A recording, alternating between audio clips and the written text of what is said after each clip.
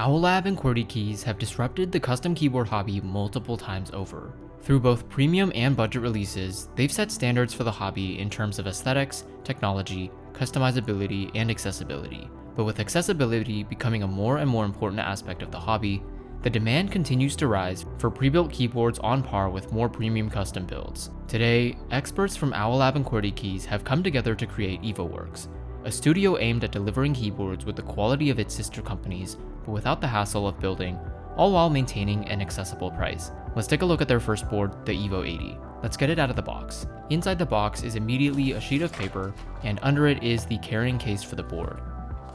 Let's get it out and open it up. Firstly, on top is our documentation, and also in here is an accessory box with extra gaskets and feet, extra switches, a USB dongle, a generic braided USB-C cable, and a generic keycap and switch puller. And in the lower compartment is the board itself, wrapped in a few layers of plastic. We got the silver unit with cyan accents. So let's take a look at the specs. The Evo80 is a pre-built F13 TKL.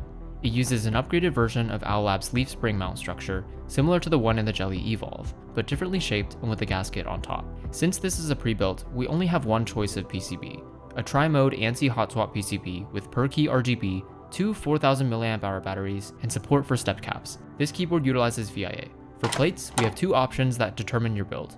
With an FR4 plate, you'll get Azure linear switches, and with a PP plate, you'll get Oat linear switches. Oats are slightly lighter, and the Azure linear switches are supposed to provide a more clacky and high-pitched sound profile. For colors, we have 10, including anodized ink, Nimbus, Tyrian, Sand Gold, Scarlet, and Baby Pink, and spray-coated Butter Yellow, Cream, Iceberg, and Spark.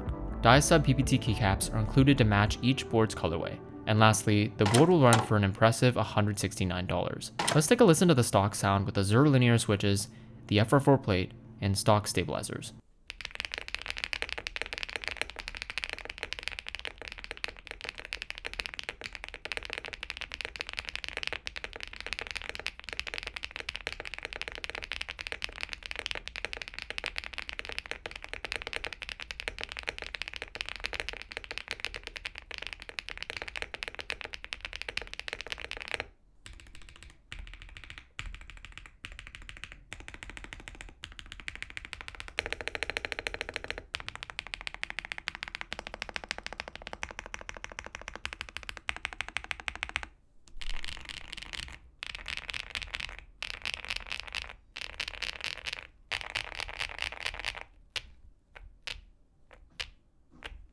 So the sound profile is very foamy, and certainly we have plate foam, IXPE foam, PET foam, and two case foams already installed. Evo80 touts that the board's sound signature was designed around the foam and intended to be unique while using it, and I think it actually does that somewhat well. It has its own character in a way, but you're obviously not going to get to fine-tune the sound with 3 layers of foam just above the PCB. I'm a little disappointed in the stabilizers included, because even though they're lubed, they still have some ticking and rattling. According to Evo80, these are custom made by Owlab for Evo80 boards. Stabilizers are one of the most irritating things to modify, so the fact that a user would have to go in and disassemble to enjoy one of the best aspects of a custom keyboard, silent stabilizers, is a little annoying. Also, something I want to note here is that the PCB does not support screw-in stabilizers. Only clip-in stabilizers are fair game. To aid this a little bit is the fact that the board also includes a catch ball mount and the Owlab and Qwertykeys magnetic daughter board, making it really easy to open up the board and modify your build. I always love to see it. While we're here, you might have also noticed the flex cutting in the PCB, which is done to a decent degree, and the butterfly design of the new leaf springs, which attach to the inner assembly with these specially shaped rubber gaskets. I also tested this board with the case foam removed, and while a little bit more resonant sounding, the feel is just as bouncy as the Jelly Evolve with its leaf spring mount, which is also nice to see. If you're one for a super bouncy board, this is going to be the easiest modification to make. But the default configuration with all the foams inside ends up filling so much of the space that there's not really any bounce, and just a tiny bit of flex because of the softness of the foam. Let's move on to the design, which I think is one of the board's strongest areas. On top, we have uneven side bezels and top-bottom bezels, with smaller side bezels. In the nav area, we also have 2 LEDs and this curved badge. Mine is a little bit scratched up, but this is only a prototype issue. An interesting thing to note is that the outside edges of the board are filleted, which means they're curved instead of chamfered.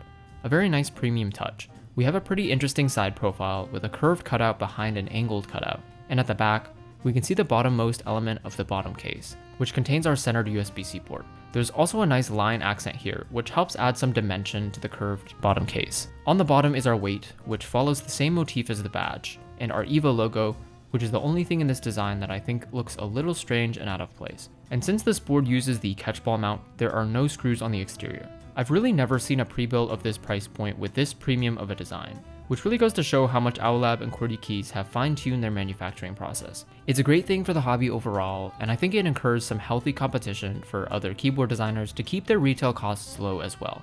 I do see a tiny cost-cutting measure, which is that there's a small curve left out when their bottom cases meet each other, but it's such a small thing that it doesn't really matter.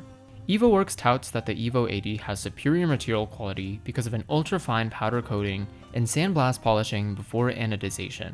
I'm no material scientist, so I can't really speak much to this, but the finish does feel much smoother and more premium than some other boards in its category, like the LumenKey 80. And I also don't have a spray-coated version to test, but you can probably expect it to be very similar to spray-coated Qwertykeys boards like the most recent Neo Ergo. And overall, for what you're getting, this board is really hard to argue against. Although another complaint I have is that the keycaps and the font is a little bit strange, but of course this is going to be a preference thing. But for $169, you're getting new technology and a solid pre-built config, which is kind of unheard of outside of Qwertykeys and Neo boards. So if you're looking for an excellent entry-level board with unique design, the Evo80 is an incredibly promising option.